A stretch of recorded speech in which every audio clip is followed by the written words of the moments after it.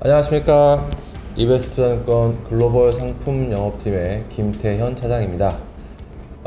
오늘은 저희가 LME FCM인 마렉스 글로벌 헤드 크리스찬 러스티드를 모시고 앞으로 LME 시장과 금속 시장에 대한 전망을 좀 들어보는 자리를 갖도록 하겠습니다. 저희 반대쪽에는 또 저희 이베스트투자증권의 원자재와 중국 쪽을 담당하고 계시는 최진영 연구원을 저희가 또 함께 모셨습니다. 오늘 시간 내주셔서 감사합니다. Thank you, Christian, for coming. 그럼 먼저 우리 저희 최진영 연구원서부터 하반기 전망에 관련해가지고 잠깐 짧게 한번 조금 전망을 한번 들어보도록 하고요. 올 하반기에 가장 선도적으로 나갈 수 있는 LME 상품이 뭐가 있을지 또 그 이유는 무엇인지 한번 내용을 한번 좀 들어보도록 하겠습니다. 일단은 올해 같은 경우에는 올해 하반기 연간 전망까지 놓고 봤었을 때 원자재 전반적으로 본다면 상저하고의 발행성을 갖다 계속 접근을 하고 있고요. 저희는 작년 5월달 하반기 전망과 그 다음에 작년 연간 전망의 연장선상에서 바라봤었을 때 2023년은 좀 더 상저하고 방향. 그러면 올해 전체적으로 보면은 LME 메탈 안에서는 가장 매력적인 우선순위에 있어서의 금속 자체를 갖다 놓고 봤었을 때 저희는 구리로 좀 접근을 하고 있습니다. 일단 기본적으로 저희는 작년 5월 달에 원자재 전반적으로 이제부터 꺾일 수밖에 없다라고 주장을 해왔습니다. 근데 이제부터는 저희는 좀 더 왜 상방에 대해서 말씀을 드리냐면은 미국과 같은 국가들 같은 경우는 경기 둔화에 있어서 수요 자체가 점점 위축되고 있는 그림들이 나타나주고 있거든요. 부동산 경기 위축이라던가 이러한 부분들로 결국 부동산의 둔화는 주택 관련 내구재 수요가 위축됨을 갖다 의미하기 때문에 금속단에서 수요 역시도 점진적인 후퇴가 불가피하겠는데, 근데 이건 미국에 국한된 이슈고 결국 FX 측면에서 미국의 경기가 상대적으로 약화되고 미국 이외 지역의 경기가 상대적으로 강화됐을 때는 결국 달러화에 있어서의 연말까지 약세 베팅이라고 볼 수가 있겠고요. 그 같은 가운데 결국 메탈단에서는 우호적인 시장이라 볼 수 있는데, 특히 구리단에서 가장 매력적으로 보이는 이유는 중국과 같은 미국 이외 지역의 수요가 점점 확장되기 때문입니다. 중국의 부양책, 저희는 작년에도 말씀드렸다시피 2023년에는 중국을 주목하자라고 말씀드렸는데, 중국의 부양책 역할이 미국의 긴축 이슈를 갖다 상쇄시켜주고 있고, 더불어서 중국의 부동산 중심의 부양책은 주택 관련 내구재 수요를 리딩하면서 결과적으로 여타 원자재들의 수요라던가, 특히 유럽 역시도 마찬가지로 모멘텀 자체가 점점 강화되고 있는, 즉 경기 침체 구간에서 전력난이 해소됨에 따라서 회복되고 있기 때문에 마찬가지로 달러와의 약세 방향을 갖다 계속 압력을 누르고 있습니다. 그렇기 때문에 중국의 수요와 달러화 단에서의 약세 베팅, 이러한 부분들이 메탈 단에서 긍정적이고, 특히 그 중심엔 저희는 금보다 구리의 상대 성과가 더욱더 강해질 수 있음을 의미할 테고, 하반기 때 특히 이제 공급 측면에서 중요한 점은 엘니뇨, 즉 라니냐가 과거 이제 엘니뇨로 전환되는 국면에 있어서 주요 구리 생산국에 있어서 공급 차질이 야기될 수 있다는 점입니다. 이건 최고의 변수라 볼 수 있는데, 마찬가지로 결국 엘니뇨가 발생했었을 때 인도네시아 같은 지역 같은 경우에는 결국 가뭄이 들면서 수력 발전량이 떨어지게 되고, 이것이 전력에 있어서 공급 차질은 광산의 채굴에 있어서 영향을 주게 되고, 마찬가지로 칠레 같은 경우는 글로벌 1위 생산국인 칠레 같은 경우에는 폭우가 내리게 됩니다. 결국 엘니뇨 현상에 있어서 폭우에 대한 우려가 형성된다면은 이 역시도 조업의 차질을 발생시킬 수 있기 때문에 우리는 공급 측면에 있어서나 또는 수요 측면에 있어서는 올해만 놓고 봤을 때는 여전히 매력적이다. 장기적으로는 IRA나 CRMA나 이 같은 정책들이 결국 중국 중심으로 앞으로 5년 후에는 공급 과잉을 야기하겠지만은 지금 당장만 놓고 봤었을 때는 여전히 공급은 구조적으로 타이트한 부분이겠고, 그러한 상황에서 중국의 수요가 회복되면서 이같이 특히 구리가 가장 매력적인 자산으로 부상하지 않겠는가라고 봐주시면 될 것 같고요. 알겠습니다. 중국의 강력한 수요와 부양책, 그리고 미국의 달러화 약세로 인해 가지고 기본적으로 매크로 쪽에서는 금속 시장에 대해서 좀 긍정적으로 좀 많이 평가를 해주셨고요. 그리고 이제 펀더멘털 쪽에서는 이제 엘니뇨 영향으로 인해 가지고 광산 쪽에 조업이 차질이 생기면서 어떤 가격 상승을 견인할 수 있는 그런 재료다라고 보시는 거군요. 알겠습니다.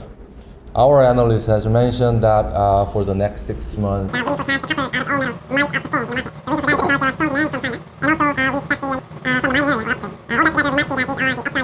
copper might be one of the most beneficial products out of LME products at the moment. What do you think in general? Thank you. Yeah, I think we're probably inclined to agree. I think the market fundamentals for copper and metals in general are improving. However, we do have push-pull factors as fundamentals improve. We certainly see macro uncertainty come to the fore. We've obviously had recent headlines with some of the banking sector, be it Credit Suisse in Europe or Silicon Valley Bank and others in the United States. And so there is the push and pull factor that we have to consider, but like you, we also believe that copper does have stronger fundamentals. We certainly think China, post-COVID, is an expectation of more of a consumer-led recovery in the near term rather than industrial. I think some figures around personal savings is quite spectacular in that in 2020, I think savings in China were around 1 trillion renminbi, and now in 2023 that's closer to 6 billion. So 6 trillion, sorry. So that money's got to go somewhere. Again, we expect probably more in the consumer sector rather than the property sector, but ultimately will be good, I think, for the copper price. General investor appetite was certainly picked up in 2022, with funds certainly coming into the metal space, which has certainly benefited the likes of copper into the market. This obviously has eroded given the macro uncertainty and lack of confidence. But as you mentioned, I think the supply side sector will probably see some outages. We've seen disruption both in Peru and Chile this year, and given the relatively high price, we expect that to continue. Premiums remain high, of course, and global stocks are very low. So whilst I'm not here to predict price, we probably are inclined to agree that copper would be one that we'd look to trade higher than the current market price. 오케이. 지금 그 최진영 연구원과 크리스찬의 그 의견을 보면은 둘 다 지금 카파를 굉장히 긍정적인 상승할 수 있는 여력이 큰 그런 LME 상품으로 전망을 해주셨는데, 한 가지의 약간의 차이점이 최진영 연구원은 중국의 부동산 경기로 인해 가지고 카파의 수요가 늘어날 것이다 라고 전망을 한 거에 대비, 크리스찬 같은 경우에는 중국의 소비 수요가 확대되면서, 코로나 이후에 소비 수요가 확대되면서 그로 인해 가지고 카파의 수요가 늘어날 것이다 라는 약간의 다른 견해를 좀 보여주긴 했습니다. 거기다가 크리스찬 같은 경우에는 LME에서 실제 거래를 하는 FCM의 입장에서 투자자들의 자금이 LME 시장으로 들어오면서 어떤 그 비철 시장에 조금 더 활성화되는, 가격을 견인할 수 있는 그런 모습까지 나타내 줄 것이다 라고 한 가지 더 추가를 해서 전망을 해줬습니다. 자, 그러면은 마지막으로 한 가지씩 더 양쪽에 질문을 드리도록 하겠습니다. 저희 이베스트 최진영 연구원님께는 올해 그렇게 되면 카파가 어느 정도 수준까지 상승을 할 수 있는 여력이 있을 것으로 보시는지 혹시 전망이 좀 가능하실까요? 네, 일단은 올해 연간까지를 갖다 놓고 봤었을 때는 일단 장기적으로 앞으로 5년 후까지 놓고 보면 저희는 구리의 약세를 접근을 하고 있습니다. 장기적으로 봤을 때는요. 결국엔 IRA라든가 CRMA가 결국 중국 중심의 공급 과잉을 갖다 야기할 수밖에 없다라는, 중국 이외 지역의 결국 공급 능력 자체를 제고시키는 거니까요. 그리고 리사이클 메탈이라든가 또 도시광산이라든가 폐배터리, 이런 것들이 바로 그 요인이 일단 볼 수 있는데, 아마 올해만 놓고 봤었을 때는 저희는 구리 같은 경우에는 위로 좀 더 한 15% 정도 더 상승이 가능하다라 현재 기준으로 놓고 보고 있고요. 반대로 결국 구리와 금의 상대 성과는 경기의 현재 위치이기 때문에, 금 같은 경우에는 상방 여력이 저는 작년에 여전히 좋다라고 계속 말씀드렸지만은 해봤자 이제부터는 5% 가량. 근데 반대로 구리는 여기서 15% 정도 좀 더 위가 열려 있다. 결국 이제부터 경기의 전환에 있어서 좀 더 리플레이션뿐만 아니라 경기의 전환에 있어서 연말경에는 좀 더 접근해야 되지 않을까. 지금은 물가가 하락하는 시기이고 올해 상반기는 계속 그렇지만 하반기, 특히 4분기로 봤었을 때는 좀 더 경기 펀더멘털뿐만 아니라 결국 유가 상승률의 반등을 갖다 놓고 봤을 때 물가 역시도 반등하기 때문에 좀 더 연말에는 리플레이션 기대까지 감안하면은 15%까지 위로 좀 더 놓고 봐야 되지 않겠는가라고 봐주시면 될 것 같고요. 알겠습니다.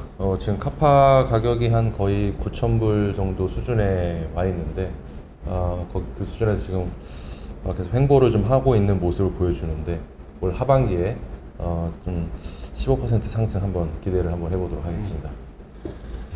Christian, what do you think will be the least performing metal in short or mid terms? Yeah, again, I think the entire metals complex will benefit from the energy transition that we're seeing in the market, and of course the drive for electronification, if you like, certainly of cars. Demand for raw materials will remain robust. However, if we look at fundamentals in the near term, near to medium term, I think nickel, despite obviously benefiting from the requirement in electric vehicles, fundamentally it is a very oversupplied market. If we look at Indonesia, a very well supplied market, should we say, in Indonesia, supply continues to grow. I think 1 million tons in 2021, probably pushing closer to 1.5 million tons this year, and exceeding 2 million tons in 2024. So nickel supply could grow as much as 20% in the coming years. We've seen stainless steel demand globally lower, only by about 3 or so percent, but in a well-supplied market, obviously that will affect price. And so, whilst we're not terribly bearish for the price of nickel, we do think that supply factors will come to the fore, and therefore is probably the one where will lag somewhat behind perhaps copper. 니켈을 굉장히 앞으로 2023년과 앞으로 향후에 니켈이 인도네시아 시장에서 공급되어서 나올 것들이 굉장히 100만 톤에서 200만 톤까지 예측을 하고 있기 때문에 추가적으로요. 그래서 앞으로 LME 상품 중에서는 그나마 니켈이 조금 제일 적게 상승폭을 보일 것으로 예상을 한다라고 얘기하셨습니다. Thank you, Christian. No problem. 감사합니다. 감사합니다. 예, 여기까지 하겠습니다. 감사합니다. 감사합니다.